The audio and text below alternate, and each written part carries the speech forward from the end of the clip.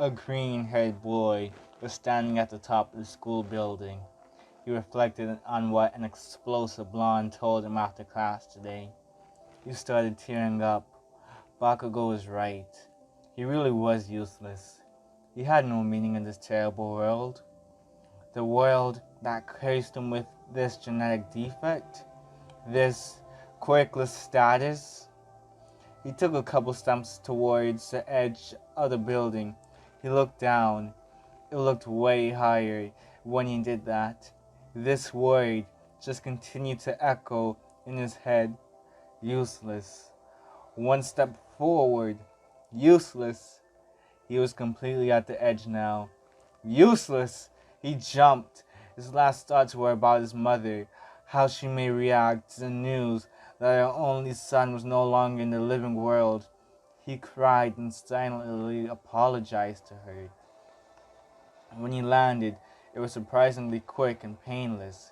He had his eyes closed on impact, but when he opened his eyes, he found himself face to face with an abomination. There was no describing how hideous this creature was. The creature introduced himself as Melbogia, and he explained what happened to Izuku. Ending your own life was apparently a sin so bad you would go to hell. Now, Izuku was surprised to hear this. He wasn't really religious, so the reveal that there was indeed a hell, he immediately jumped to the conclusions and started muttering. The demon grew annoyed quite quickly with Izuku and silenced the green-haired boy. Izuku whimpered in response, but he did his best to stay silent. The demon sighed and looked back down at Izuku.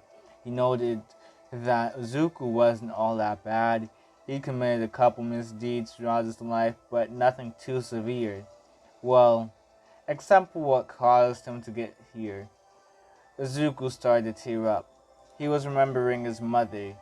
He didn't know how his mother may have been reacting right now. He could only hope she wasn't blaming herself for this.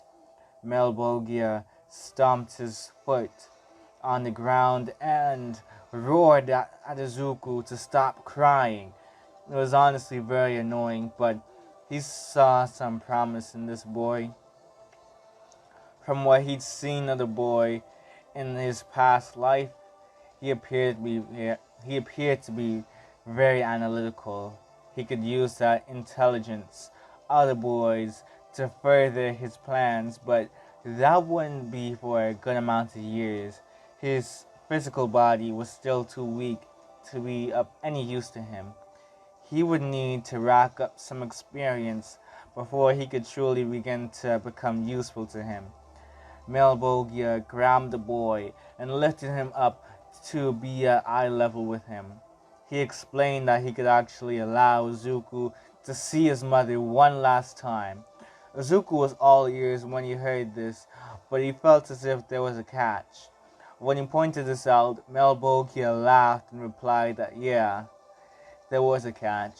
In order to see his mother, he would need a physical body, which he obviously didn't have anymore. So instead, he would grant Izuku a new body. To gain this new body, he would have to agree to become a Hellspawn, though. Izuku didn't really know what that was, but if it meant he had another chance at life, he would happily oblige. Just like that, he disappeared from the realm of hell and awoke in the land of the living. He felt different, though. He looked at his hands, and they were much bigger than when he last saw them. People were giving him strange looks, but he didn't know why. It was raining, and he figured he should probably explore where he was at. He walked around, and he stepped in a puddle. He looked down to see his horribly disfigured face. He didn't know why he looked the way he did. He needed answers. He went and found some newspapers. He read through it and found the date it was published. This is when his eyes would widen and he realized that 5 years had passed since he was last in the living realm. He cursed under his breath at this realization. He remembered there was one thing he wanted to do specifically, though. The whole reason he made that deal with a horrific demon in the first place, to see his mother. Unfortunately, he couldn't go look for her just yet. He heard some commotion going on in one of the street corners. He walked closer and heard the sounds of someone screaming for help. He ended up finding himself in an alleyway. A girl with black hair tied in a spiky ponytail was holding a staff tightly. She was bleeding from her left temple. 3 men circled around the girl. He knew what they were trying to do. He could see it on their faces. He instinctively growled. One of the men looked up at Izuku. The boy was relatively tall in this new body of his, around 6 feet or so. Not extremely tall, but taller than the average, especially for Japan. They were a bit intimidated by his strong physical features, but his deformed face was what really caught them off guard. That and the curly green hair, although it was drenched in water, so it ran down his face. They laughed a little nervously and asked if Izuku would like to join them. Izuku could see the fear in the girl's eyes. Izuku smiled creepily with fangs showing that he didn't even realize he had now. Izuku said sure, and he jumped in. For a second the girl's heart dropped, thinking Izuku would participate in the violent actions. But something else happened instead. It turned out Izuku was a glimmer of hope here as he fought off the 3 men. He showed incredible physical strength when doing so. One of the men had a mutation quirk that made them have the appearance of a gorilla. They were, of course, naturally incredibly strong, but this mystery man handled them with absolutely no effort whatsoever. It was the same for the other 2, who were a bit more cautious after seeing Izuku take down the strongest of their trio. One had an emitter quirk that enabled them to shoot bone projectiles out of their wrists. They tried to at least injure Izuku a little bit, but it was ineffective. They just shattered on impact with Izuku's body. They clicked their tongue in frustration. Izuku backhanded the man, which immediately made them go unconscious. Izuku looked at the last man of the group, who had their hands up in a sort of surrender. They seemed to have a transformation quirk, which gave them the ability to turn his body into crystal. Well, at least he assumed it was crystal. Izuku stared down the man and only uttered one word: leave. They quickly headed out of there, and Izuku turned his attention to the girl in danger. She was on the floor now. She panted and gripped his staff tightly. She tried to pick herself up but couldn't. She was too weak from the blood loss and the imbalance she felt from the blow to her head. She just barely managed to raise her head to look up at her savior, who slowly approached her. She didn't know what sort of intentions he had for her, but she could only hope it was good. Izuku kneeled down and stretched out his hand towards the black-haired girl. She gladly took it, and he picked her up. She had to lean on him for support, but it was all right in Izuku's book. He found the nearest hospital and dropped her off there. He pulled out his cell phone and used one of her fingers to unlock the phone. He scrolled through her contacts and found a number saying Mom.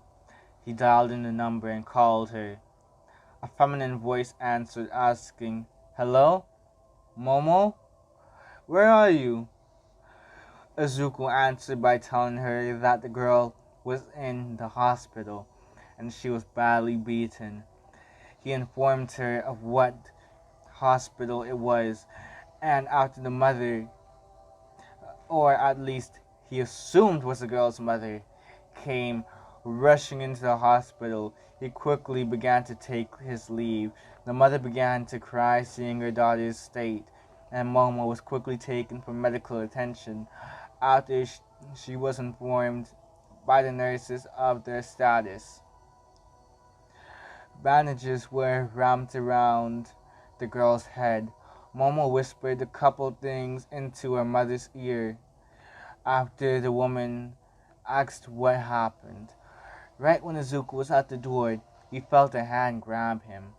He turned to see the mother of the girl he rescued. She looked so similar to her daughter that he had a good look at her. The woman had tears running down her face, but she stared intently at Izuku. She thanked Izuku for what he did back there, saving her only daughter from being defiled. The trauma the girl would have to go through afterward would be unimaginable. That is, if she even made it out alive if it weren't for him. Izuku simply answered that that was what a good person should do in those sort of situations. Not even a good person, a decent person. The mother nodded and handed Izuku a number, informing him that if there was anything, absolutely anything he needed, she would be willing to help. Izuku appreciated the gesture and thanked her before he left the hospital. In this world, every one of the hero school students are 5 years older, and hero schools such as UA and Chikitsu are colleges. Izuku walked the streets of Japan. The rain was pouring hard. He looked around and saw the stares he was getting. He could understand though. Even in today's society, people were judgmental. Mutes and type quake users had the worst off in this quake-filled society. They would get mocked for their appearance often if they weren't heroes. Even then, when it came to heroes like Gang Orca, there would be labels on them and always have a stigma against them. It wasn't their fault that they looked the way they did. He gritted his teeth at their stares. To look the way he did already gave people an even worse impression of him. He hated it. His face looked as if it was hit by acid, and his height made it so he would stand out more in a crowd. He heard some of the gasps. He couldn't ignore it, although he tried his best to keep a calm head. It was going to be a long walk before he could see his mother again and find out what to do afterward. He heard some screams in an alleyway. He sighed. This was going to be the second beatdown tonight. He still had a bit of a heroic nature. He headed towards where he heard the noise and saw what looked like a common thug trying to steal an old lady's purse. He simply picked the man up by the head. The thug stomped in his tracks and forced himself to face Izuku. He was nervous. He squealed and blew fire into Izuku's face, only for it to barely faze him. Ow, Izuku said dully. The thug tried to stab Izuku with the knife that he had in his hand in order to wound him and maybe give himself a chance to run away, but Izuku grabbed the man's wrist. He squeezed and forced the man to drop the weapon. He flung him into the side of the wall and knocked the man out instantaneously. Blood oozed down the man's head, but he was still breathing. Good. He didn't use too much force there. He was still getting adjusted to this new strength after all. He looked back at the woman standing before him. She was scared. He could tell just by the way she stood, knees buckled, phone in hand, other hand clutching her chest. Wait, what was our number dialed on her phone? He stepped closer to the woman to get a better look. She took a step back. Izuku tried to assure her that he wasn't going to hurt her, but of course, the woman didn't believe him. He didn't blame her.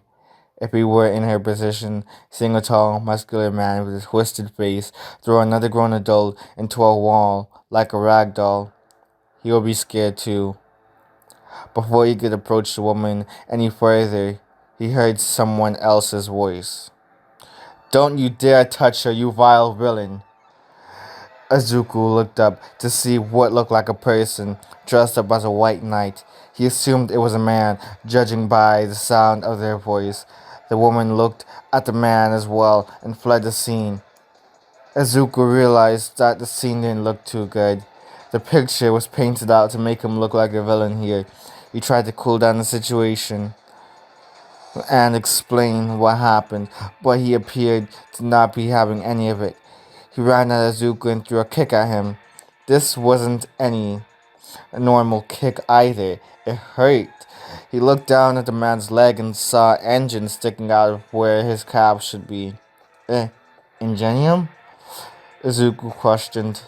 The man didn't respond and tried to throw another kick at Izuku. He was surprised Izuku could even stand after that. Usually most villains would at the very least be winded and bent over and grabbing their stomach in pain. Some would even begin to throw up afterward. He was different though.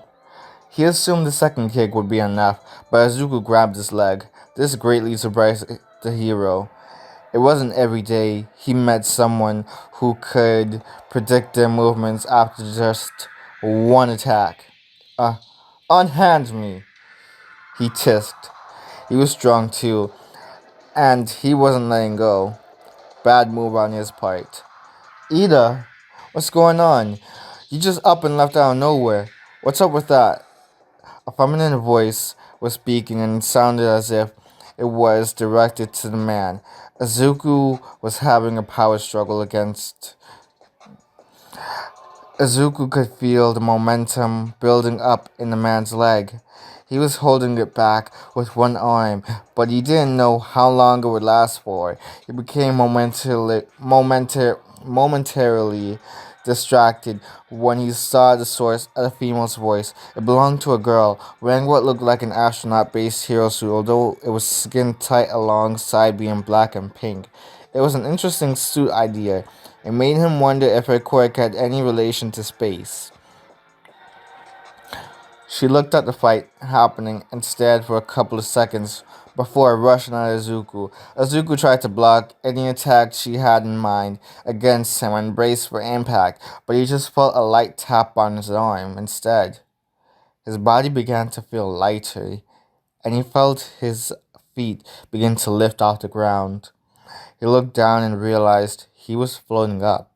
His eyes widened in shock. Anti-gravity. He lost his grip on a man, who he assumed was named Ida, and he was kicked to the side of the alleyway. He grunted in slight pain, but he was still floating up. He looked down and saw the man get dangerously close to him somehow. Did he have some sort of flying quirk, or was this also the doing of the heroine? That was what Izuku pondered on until he was propelled higher into the sky by a kick from who he would call Ida. What made it worse was the fact he was kicked in the sensitive area.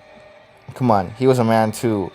He was dangerously high in the sky now and needed to figure out a way to get down. Just as he was thinking about it though, he felt his weight be returned to him. He was now accelerating downwards at a frightening rate. His leg was grabbed by his opponent and he was yanked down below him. The man grabbed Izuku's body. He knew what Ida was trying to do, use his body as a sort of cushion, but he wasn't having it. He fought to get the restraint of Ida's grip off of him. He struggled, but the man was relentless in keeping Izuku restrained. He wasn't too sure if he could handle the impact from the fall. He didn't want to use too much strength on him, but he didn't feel like dying a second time around. He didn't even know if he could die a second time around. He looked down and realized just how close he was to the ground. No. He refused to go out like this. His eyes glowed, surprising Ida. A new wave of strength hit Izuku, and he was able to escape the hero's grasp. He ended up grabbing the man by the arm and threw him underneath him. They crashed and formed a crater in the ground. Izuku grunted as he picked himself up out of the crater. He looked at his arms, though. They were pitch black all of a sudden. He didn't understand why. While he was pulling himself out to the hole, he felt a hand grab his ankle. He looked down to see Ida was still functional. He was rather surprised and silently praised him for his durability. He also noticed the sort of cloaks around him. Interesting. He didn't have time to focus on his new appearance for right now, though. He needed to escape this situation. He kicked Ida's arm off of him. He could feel the man trying to pull him back down. He wasn't having any of that. Not today. He threw himself out of the crater and faced the space hero. He heard a rattling sound and looked down to see that he now also had chains that wrapped around his body. He couldn't fight close combat with this girl, so these chains were convenient. He never fought with chains before, but he felt as if he was rather attuned to this bit of arsenal. He didn't know why, he just did. He swung his newly acquired chains at the heroine. She was agile, though, and dodged his attack. She ran at him, trying to get close. Izuku leaped back. He didn't feel like going through that whole process of floating and crashing again. It honestly wasn't as bad as he thought it was going to be. It hurt, but not as much as he was expecting. Izuku noticed the girl begin to start touching some of the trash cans. He was confused at first. What was she trying to do? He couldn't watch what she was doing for too long, though, because she was getting dangerously close to him. Almost in an instant, she was within arm's reach. Her hand was close to his arm, but he quickly ducked and swept her feet from underneath her. She grunted in pain. Re- re- Release, she spoke out. Izuku raised his eyebrow at this until he felt a soda can hit him on the shoulder. He looked around to see who threw it until he realized it came from above. He almost regretted looking up honestly, because there was a large heap of garbage just floating in the air. Originally, anyway, because they were all beginning to crash land on the green haired boy. Even the metal garbage bins were part of the pile landing on him. Izuku wasn't having it, though. The series of makeshift projectiles that were landing on the boy didn't necessarily hurt, but they were more so like just annoying, honestly. Like a toddler trying to hit you repeatedly. Enough was enough. He barged out of the mess, but felt something tap him on his foot. Oh, he forgot about her. How careless. It was suddenly flowing again. Azuku used his chain to wrap around the girl's waist. He used his chain to wrap around the girl's waist, though. It wrapped around tightly, and she began to float up alongside him. The boy, Ida, made it out of the crater and panicked seeing what was happening.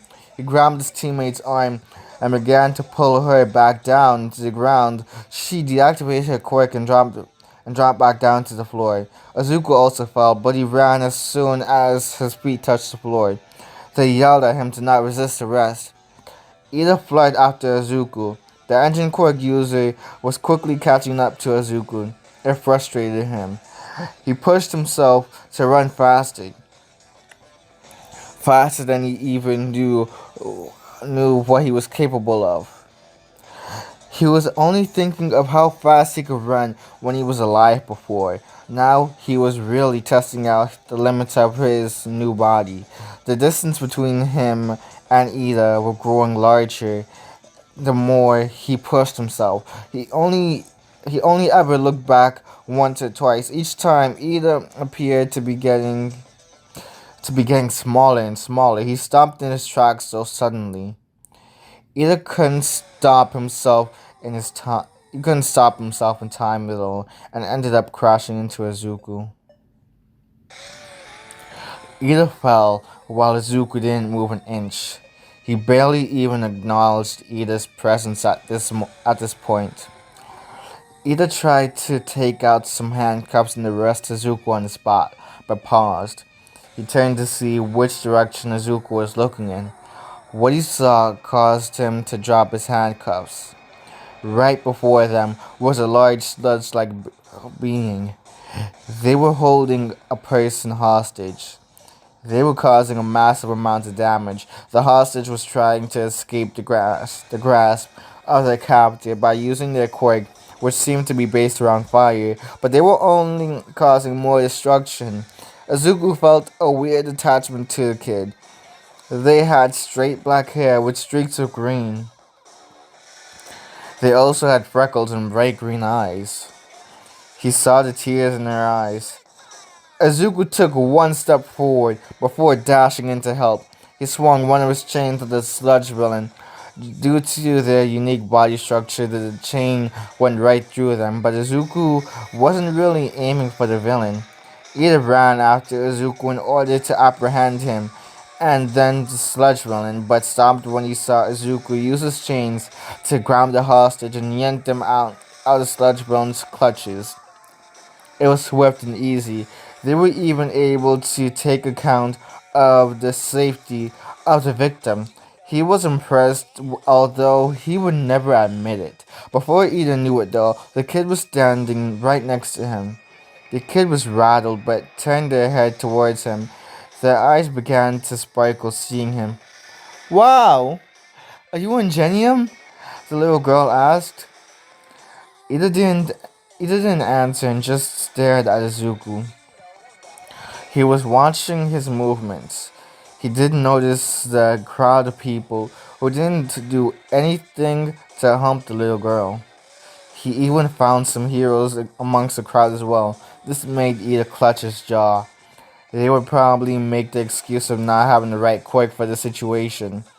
That's what they all said. He hated it. Now he was watching the supposed vigilante fight off the sludge villain. Something he shouldn't have even had to do. Raka ran up beside him and breathed heavily. She was trying to catch her breath when she asked what she missed. Ida just pointed forward to reveal Izuku easily handling the villain of the week.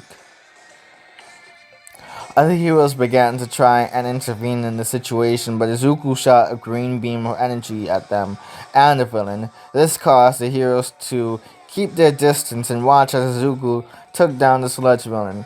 He plunged an orb of green energy into their liquid body. No one knew what Izuku was doing at first, but they soon saw the fallout as the orb exploded inside the sludge villain.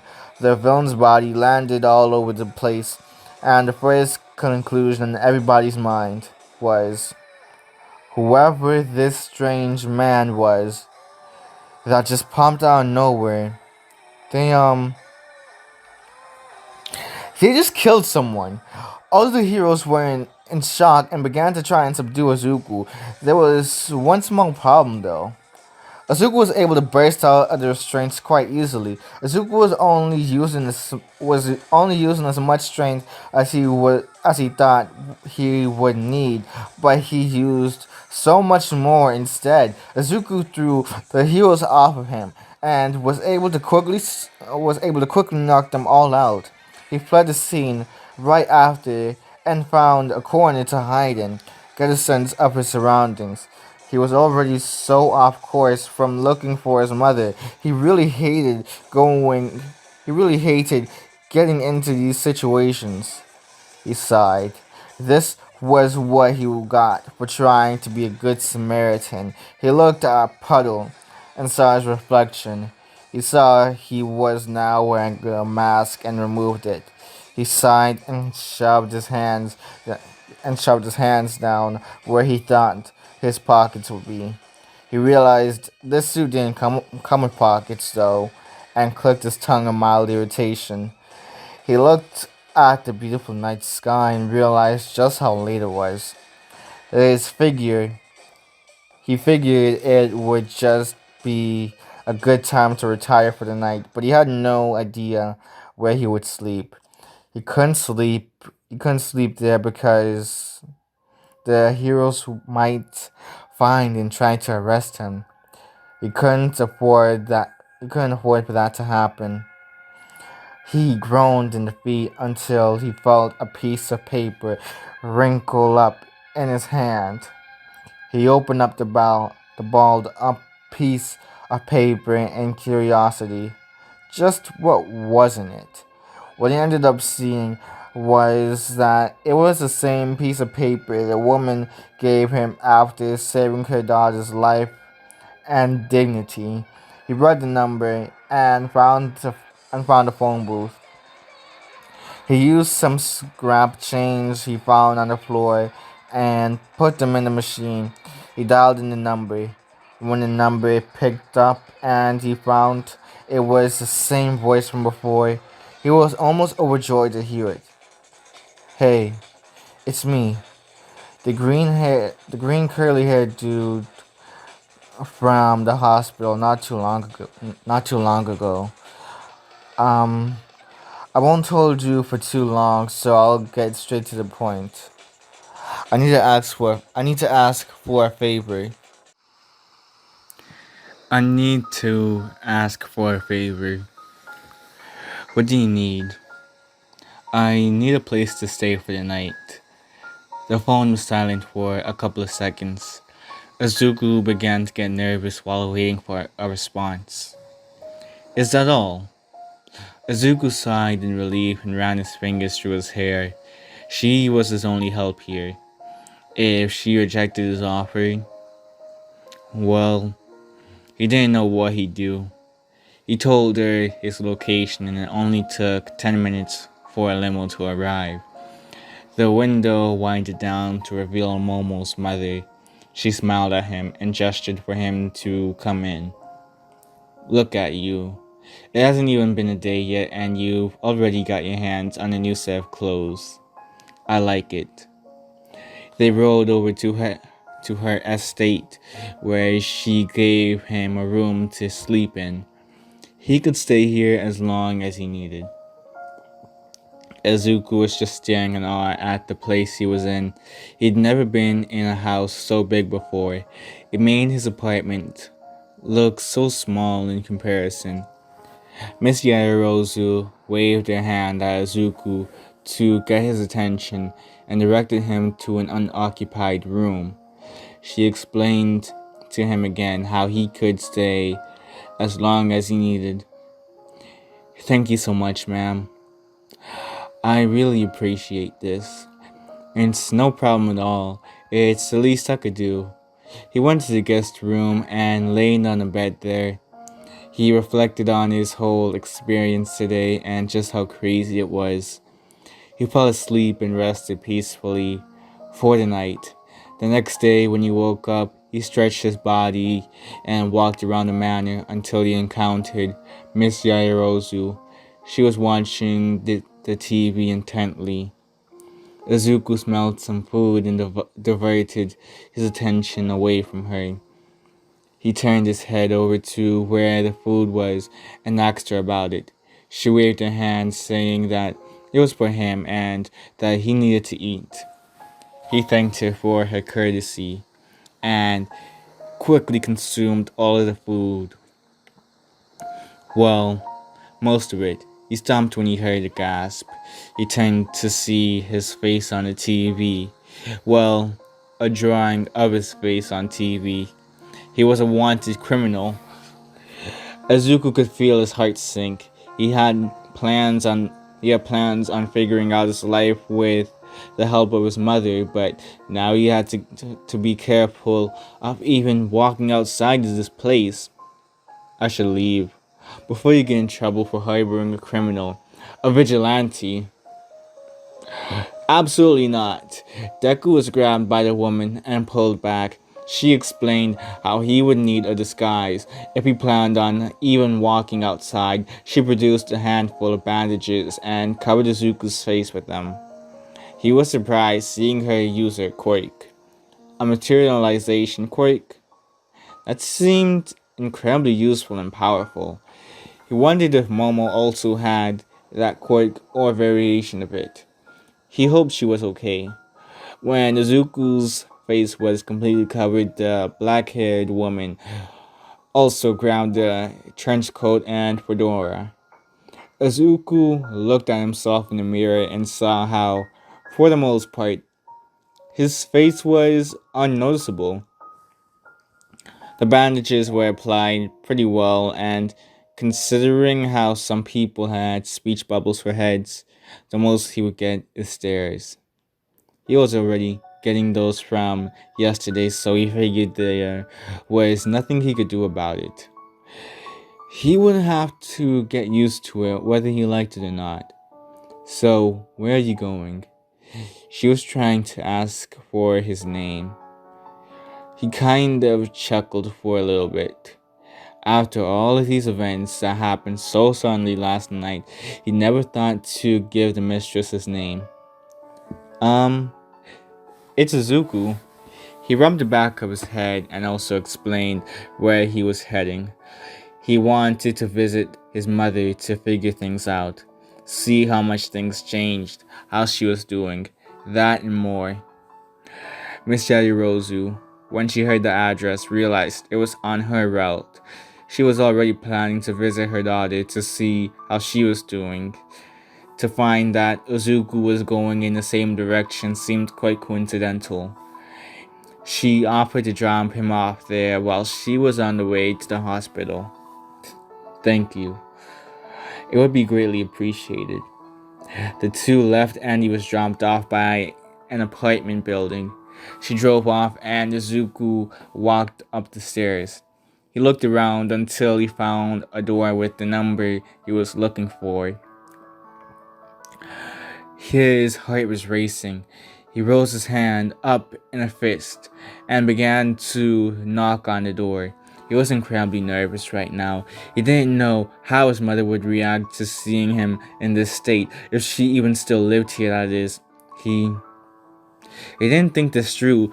Why didn't he think about this up until now? Who's to even say she still lives here? Why would she? It had been 5 years. 5 years after the death of her one and only son. He never thought about the possibility of her perhaps moving to get away from the painful memories it may have brought to her. The more he thought about it, the dumber he realized his original thinking was. He began unconsciously muttering until the door opened. He looked up only to see no one there. He was confused. "Hello," a squeaky voice greeted. He looked down to see the little girl he rescued from last night. He was surprised to see her again. Before he could respond, he heard a familiar voice call out for the little girl. When he had a face to match the voice, it was as if his heart stopped beating for a second. It was his mother. She had a couple wrinkles and looked slimmer than the last time he saw her. Time really did change people. "Makumo Midoriya, what did I tell you about opening the door?" Inko asked. "Sorry, Mom," the little girl apologized. Inko looked up at Izuku, but she didn't necessarily recognize him, especially with all the differences. He was a lot taller now, and he was wearing a disguise. She looked at him in confusion. How may I help you, sir?" Inko questioned. Izuku was scared. He didn't know what to say.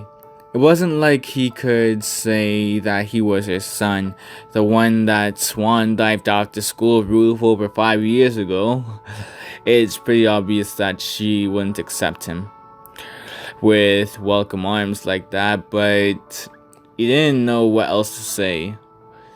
He sighed. "Ma'am, your name is Inko Midoriya, correct?" She nodded while shooing her daughter away from the door. How many children do you have?" Inko was silent for a moment. She looked down before speaking again, with her fist clenched. "It depends. Are you asking about how many I have that are alive, or how many that I've had?" "Alive. 1. Why?" "Yes. Is it the little girl?" "Yes. I don't know why you're asking though.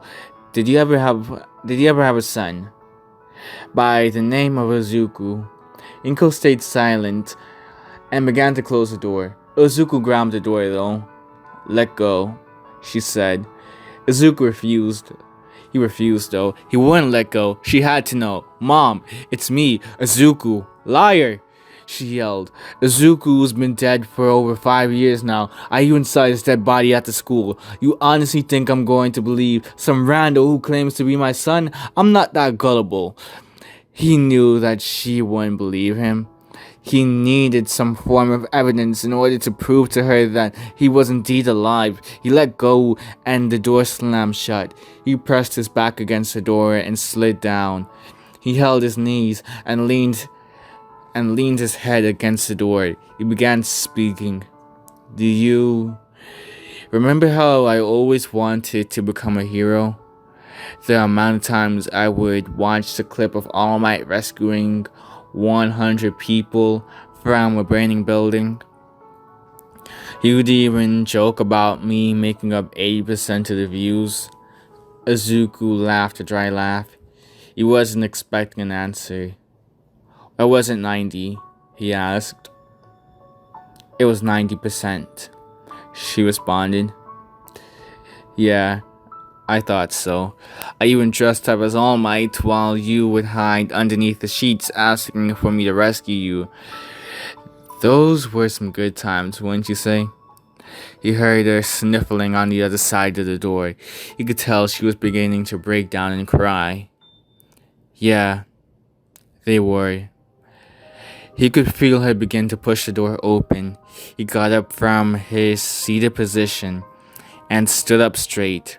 "How do I know you're not just someone with a mind reading quick or something? Do you have any quick dampeners, like in the form of food, handcuffs, etc.? Izuku questioned. Inko nodded and closed the door for a second. She came back out with a pill and some water. "Swallow this pill. It makes you unable to use your quirk for about 6 hours. Izuku did so with no hesitation at all. He began to list off his likes and dislikes as well to further drive home the point that he was alive. This time though, she could completely believe his words now that any use of a quirk was disabled. Not like he had any in the first place, or at least during his first life. "You really are Izuku, but what happened to you?" "I thought you were dead," she yelled. "I apparently was. I was dead for 5 years and I made a deal with the devil. Or at least, I think it was a devil, to become a hellspawn in exchange for another chance in the living realm." Inko blinked for a couple of seconds in disbelief. "I know it's hard to believe. I wouldn't believe myself either if I were put in anybody else's shoes, but you've got to believe me, Mom. Please." He even removed his fedora to reveal his green, curly hair and began to unwrap his bandages to reveal his face. Inko gasped in shock and horror at seeing how disfigured his face was. She looked deep into his eyes though and could tell that they were the eyes of her son. There was no faking those eyes, although they seemed to be a bit dulled out. Just a bit. He heard the TV being played in the background and the mention of a vigilante. He forgot. He began to rewrap the bandages around his face and began to get ready to leave. Inko grabbed his arm though. "No, you don't just get to leave. Not after 5 years of having me believe you were dead. Not after 5 years of turmoil." Izuku stomped and turned around to hug his mother. She was in tears and fell to her knees. Izuku picked her up and carried her into the apartment. They sat on the couch and began to chit-chat. Inko ended up explaining how much things had changed since his apparent death. His school was shut down for a little while at first. There was a full-on investigation in order to understand the reason behind why he ended his own life. Multiple teachers were fired from the school when they realized just how inefficient they were at caring for their students. Some of these teachers ended up having some lawsuits set against them. When parents found out the mistreatment they got simply for their quirks not being all that strong, it eventually escalated to the school itself being sued and shut down permanently. Most of the kids either went to different schools or were homeschooled until the end of the year. Afterwards, they all simply moved on. Quite a few were scarred for life, though. After seeing that dead body, Izuku found out to be interesting. He always thought his life was worthless. That was all he was ever told, but to hear that his death was that influential almost made him crack a smile. Almost. From the way his mother explained everything, though, it didn't sound like any of the students were charged, though. That was okay. But what about Bakugo? Did he really get away with all the abuse they gave him? The main reason for why he decided to end his life? Mom, whatever happened to Bakugo? Izuku asked. Has he become a hero? Did he ever go to UA like he always said he would? No, Bakugo isn't a hero or even learning to become one. He's in UA University currently and in their general course. He works part-time as a suicide hotline worker. No, Bakugo isn't a hero.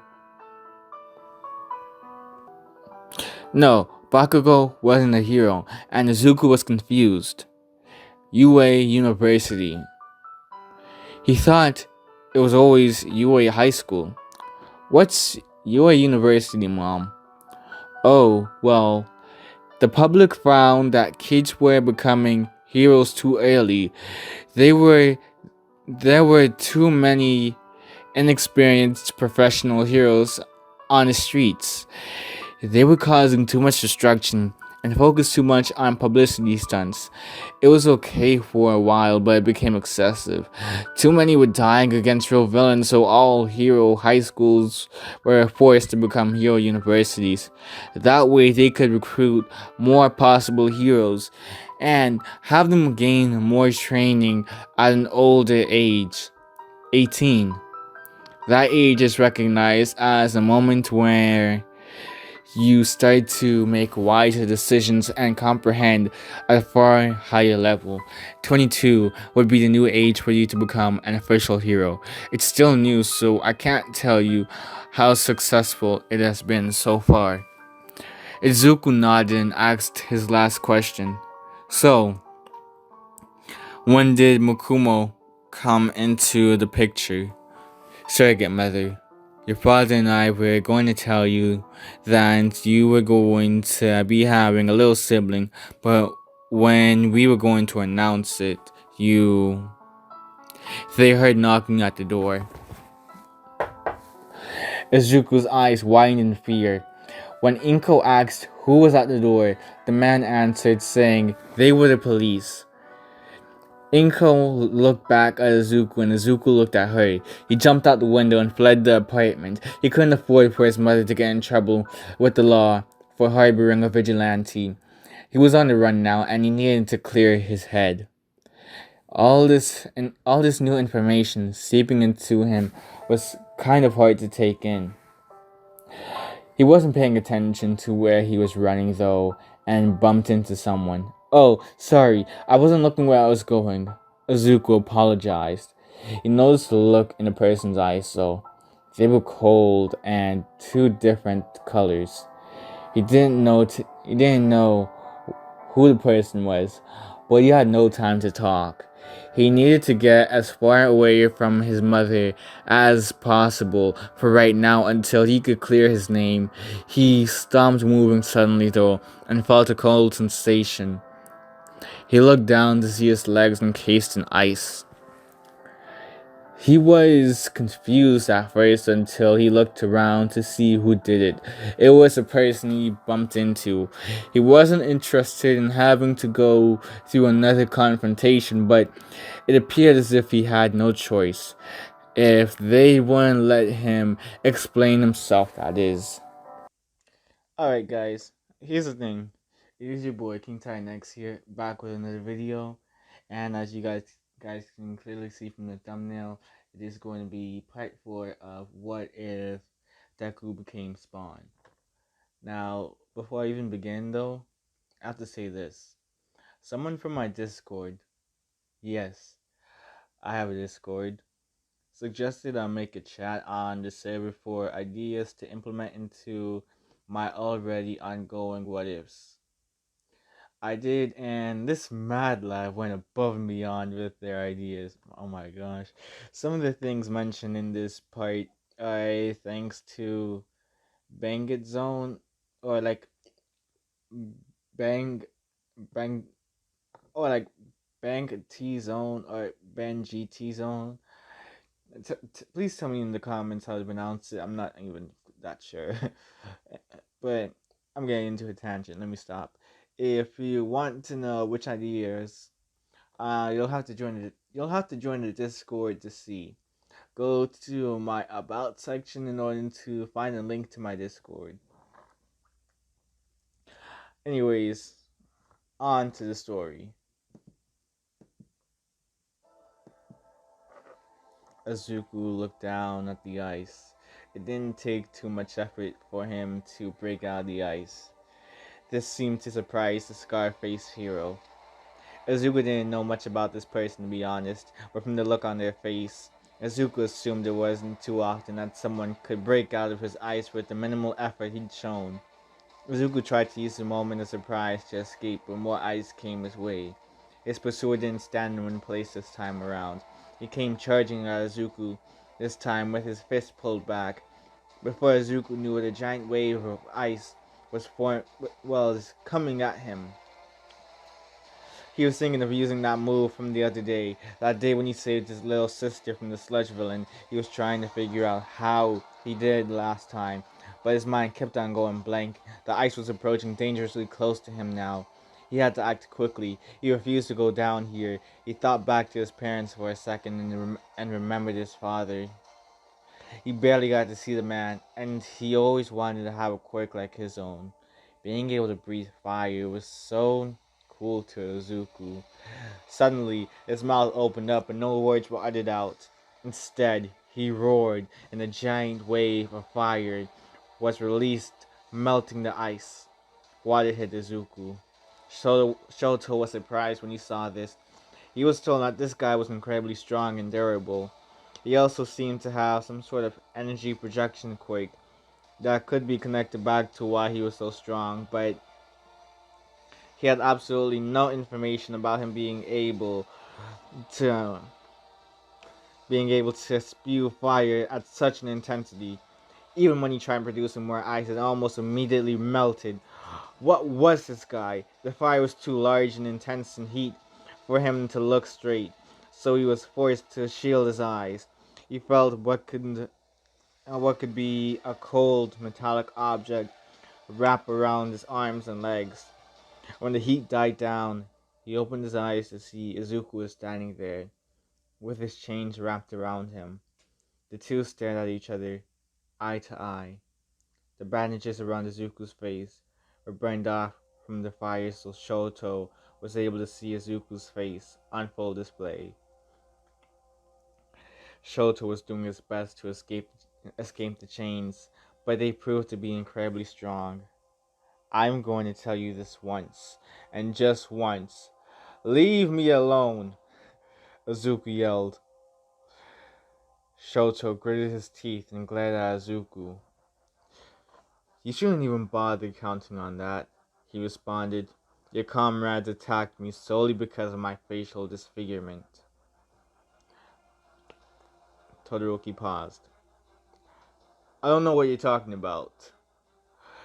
The Ida and Groudy girl pair who treated me as if I was the mugger rather than the man I stopped. Izuku laughed for a second in self-reflection. You know, I was a complete fool for admiring heroes.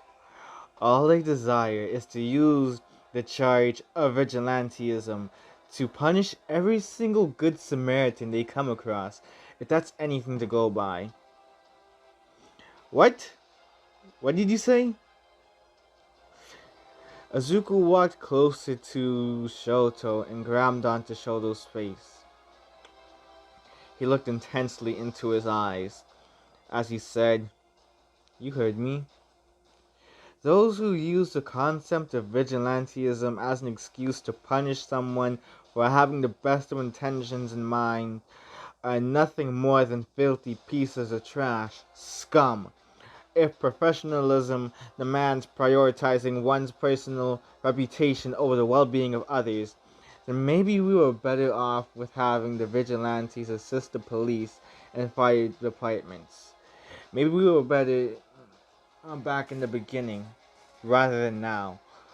With that said, Izuku noticed the hand he grabbed onto the Todoroki boy's face start to emit a supernatural glow.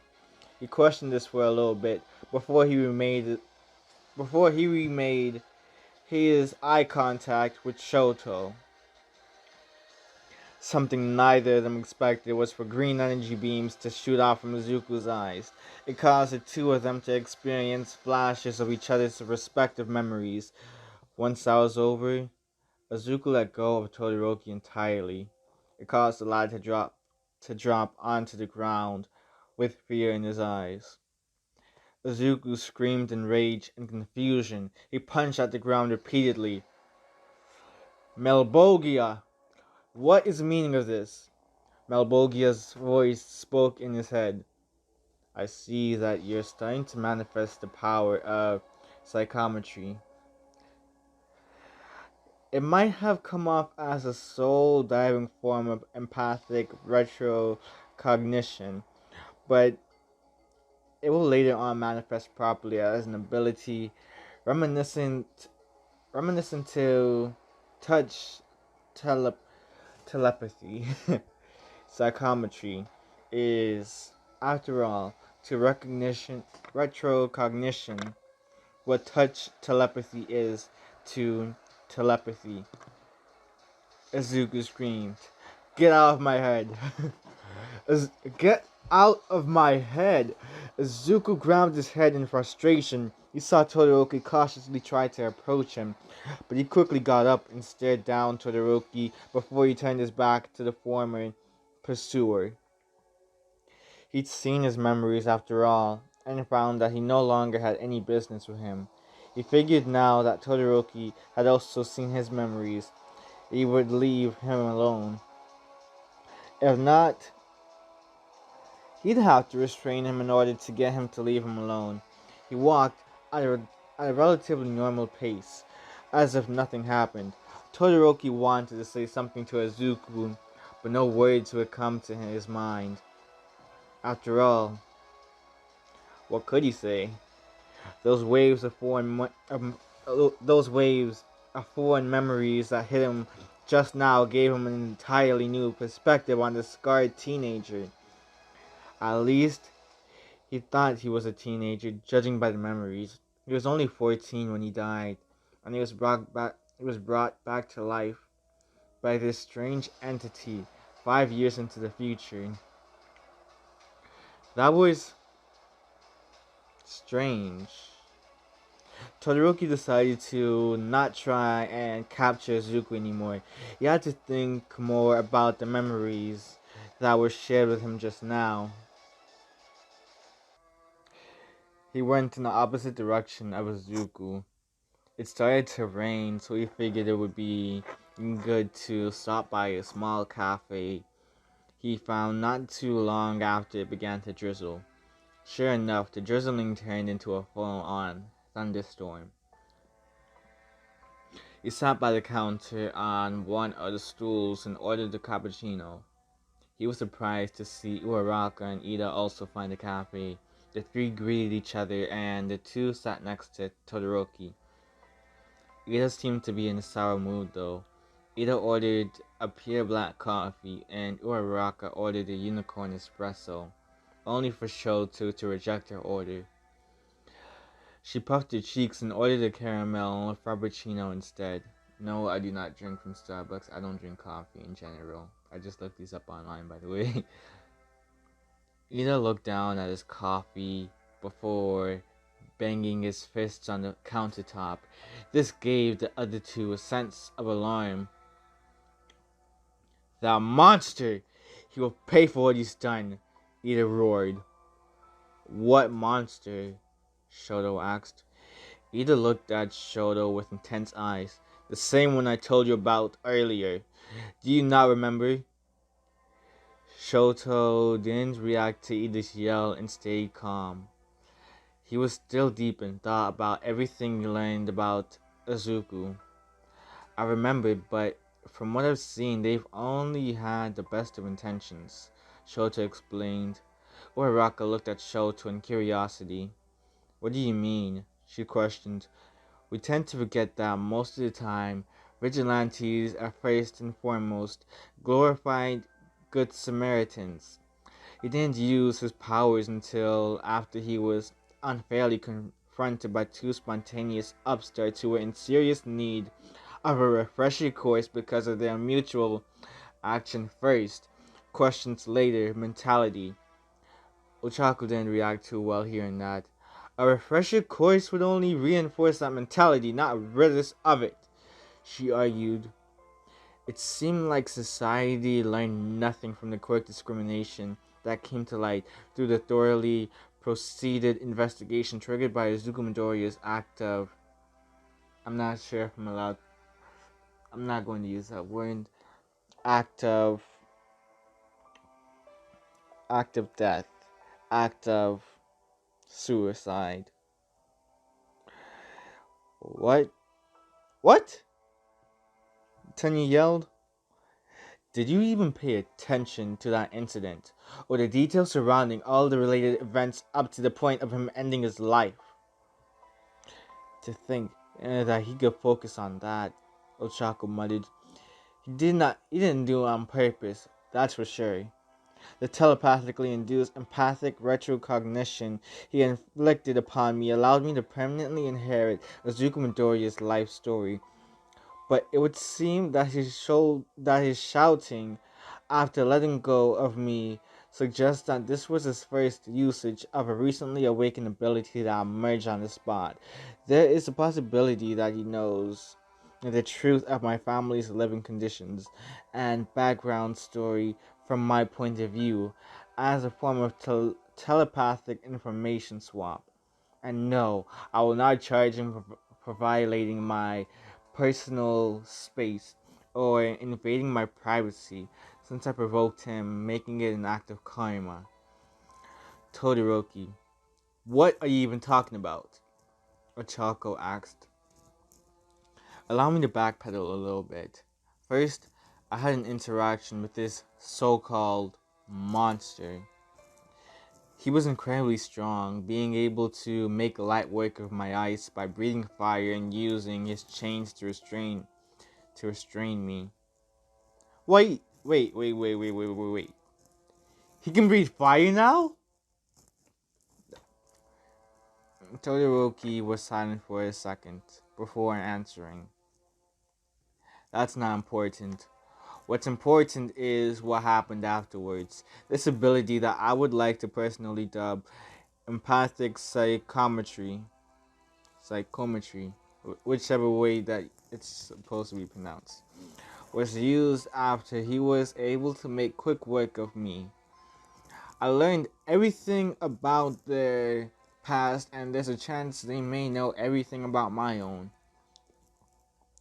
What happens if he learns to control and masters empathic psychometry? Regardless of whether or not he can actually use it in reverse without resorting to the concept touch telepathy, he will likely learn about people's history in an attempt of socializing with them. If he infuses us with Izuku Midoriya's memories, we will be unable to properly express apathy.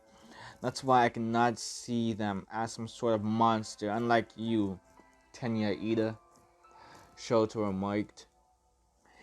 Ida formed a scowl on his face after hearing everything Todoroki said. He'd already paid for his drinks, so he got up from his seat and began to take his leave. Each one of the three's phones rang. There was a text message from their homeroom teacher, Shoto Aizawa. It read for everyone to make it back to the school in the next 10 to 20 minutes. They needed to discuss something, and it was urgent. Thankfully, UA wasn't that far away, and they were allowed to freely use their quirks with the quirk licenses they were given. When they made it, they were directed to the auditorium. Everyone was there. They took their seats and waited for the urgent news. Aizawa, Principal Nezu, and a couple of the other teachers were standing on stage. Aizawa stepped up and took a microphone. A presentation was being played behind Aizawa. From what was being presented, a couple of things were mentioned to watch out for. The very first thing being this group of villains called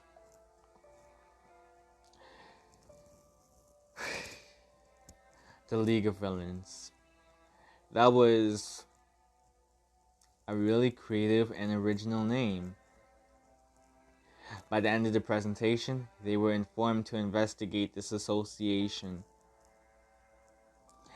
They didn't have enough information about the rumored league in order to bring the police into it, but they heard enough in order to have a cause for concern. It didn't help with the actions of this new vigilante on the streets. The Hero Public Safety Commission were watching their fights with the man and grew to become intrigued by this vigilante. They just seemed to be built differently, and they feared he was connected to the League of Villains. Only Todoroki knew the full truth about the vigilante that was now being called Spawn to represent the fact they spawned out of nowhere, and in a matter of days made it onto the news. The teachers mentioned that Spawn was a serious threat. He wasn't to be taken lightly, seeing as how they were easily able to deal with Todoroki, Ida, and Uraraka.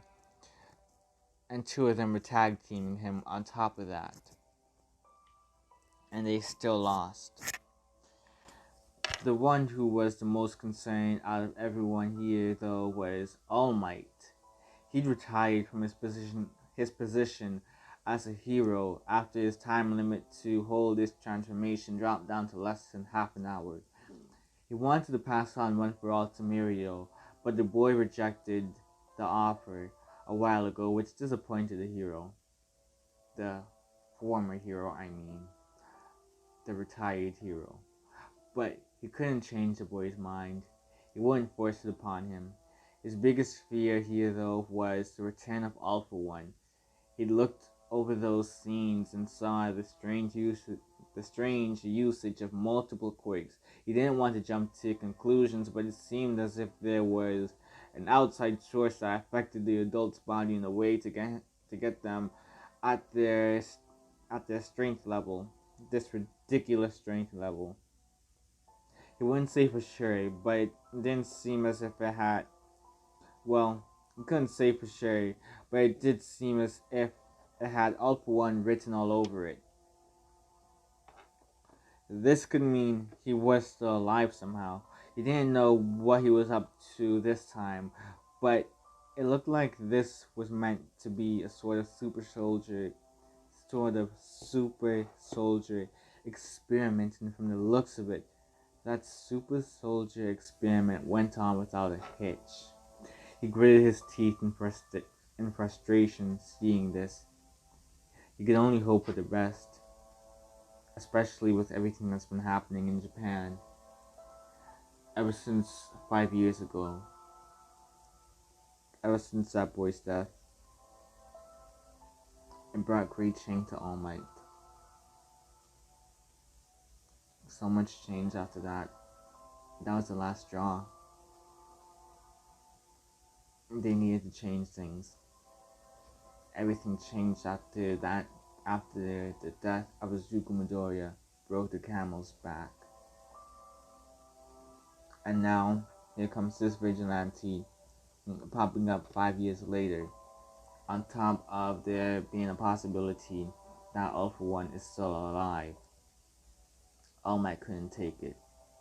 He was considering coming out of retirement just to put an end to All For One once and for all. That is all for now.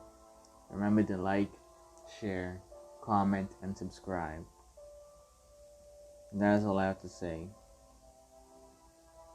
Until next, out.